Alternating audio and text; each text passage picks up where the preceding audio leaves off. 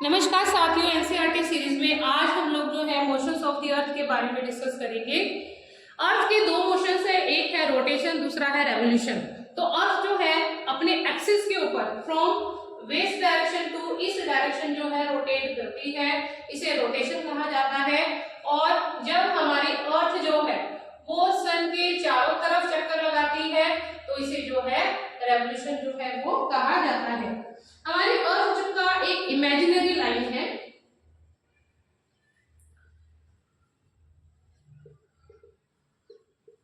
जिसे एक्सिस कहा जाता है और ये 66 जो डिग्री है उसके ऊपर टिल्ट है, यानी कि झुकी हुई है।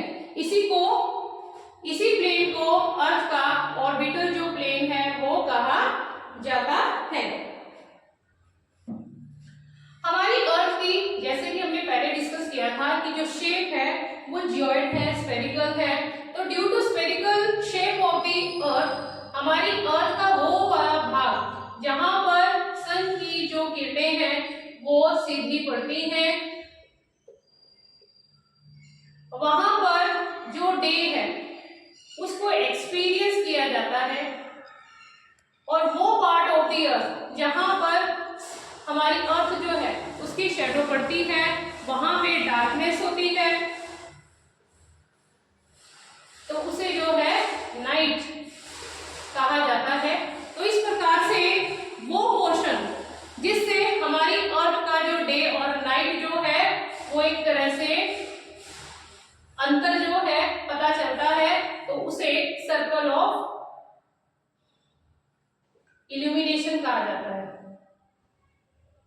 तो इस प्रकार से सन की रेस के कारण जो है डेज और नाइट का जो फिनोमिना है उसे हम लोग अर्थ के ऊपर जो है एक्सपीरियंस करते हैं। हमारी अर्थ जो है वो 24 आवर्स में एक रोटेशन जो है वो कंप्लीट करती है।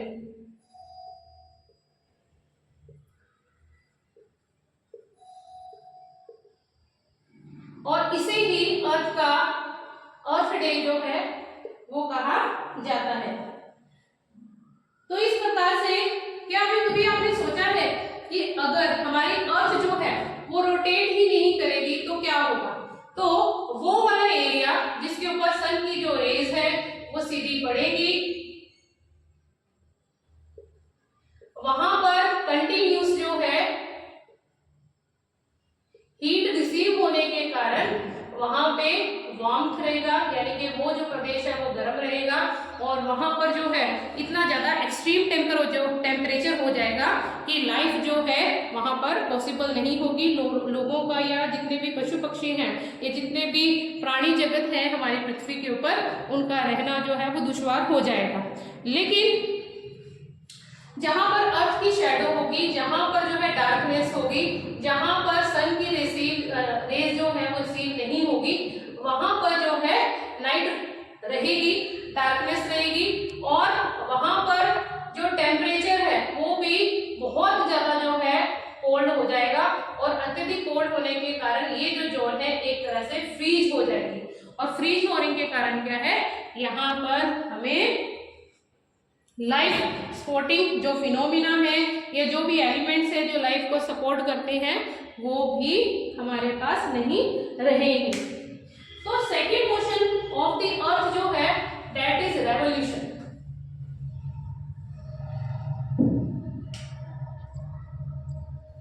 और हमारी अर्थ को सन के चारों तरफ चक्कर लगाने में 365 डेज लगते हैं।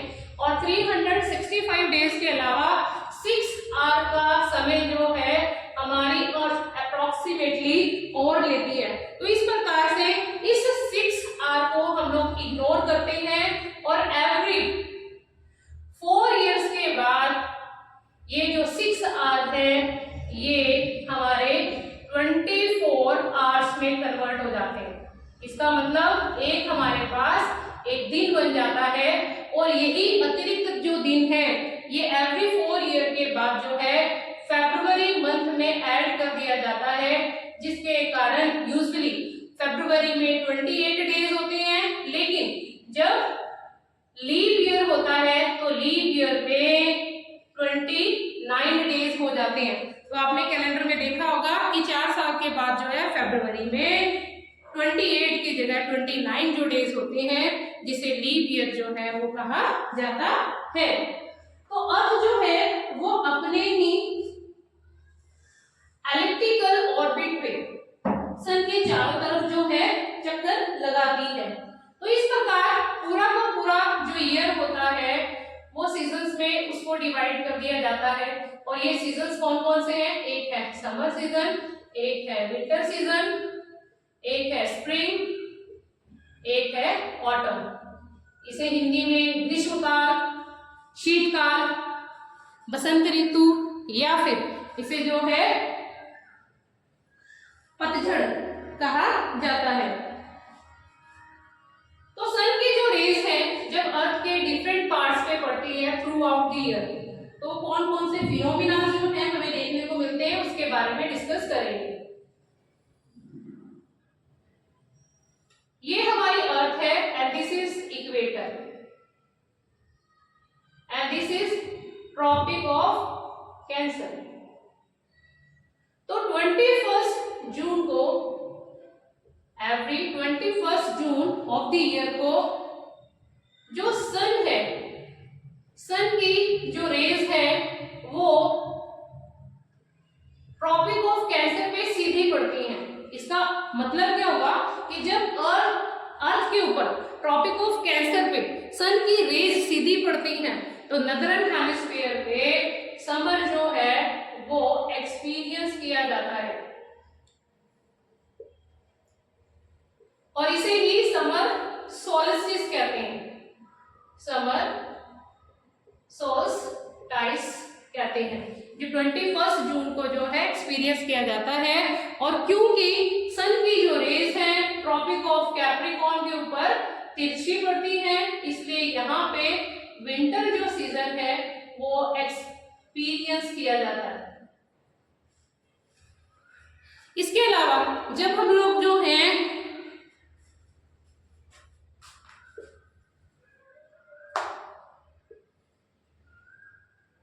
22 दिसंबर की बात करते हैं तो 22 दिसंबर में सन की जो रेज है वो ट्रॉपिक ऑफ कैप्रिकॉर्न के ऊपर सीधी पड़ती है और ट्रॉपिक ऑफ जो कैंसर है यहाँ पे सन की जो रेज है वो तिरछी पड़ती है, स्लैंटिंग होती है, जिसके कारण नदर्न हेमिस्फीयर में हो जाता है विंटर सीजन और सदर्न हेमिस्फीयर में हो जाता है समर सीजन।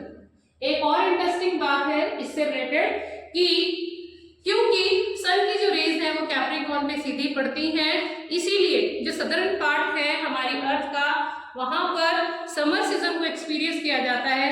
इसलिए जो क्रिसमस है जो हर 25 दिसंबर को जो है सेलिब्रेट किया जाता है थ्रू आउट द वर्ल्ड, तो सदर्न हेमिस्फीयर में उसको समर सीजन में एक्सपीरियंस किया जाता है instead of winter season. Next 21 मार्च, 21 मार्च में क्योंकि हमारी अर्थ जो है वो अपने एक्सिस के ऊपर टिल्ट है तो इक्वेटर के ऊपर जो है वो सीधी रेस पड़ती हैं और इसी प्रकार से 23 सितंबर को भी इक्वेटर पे सीधी रेस पड़ती हैं।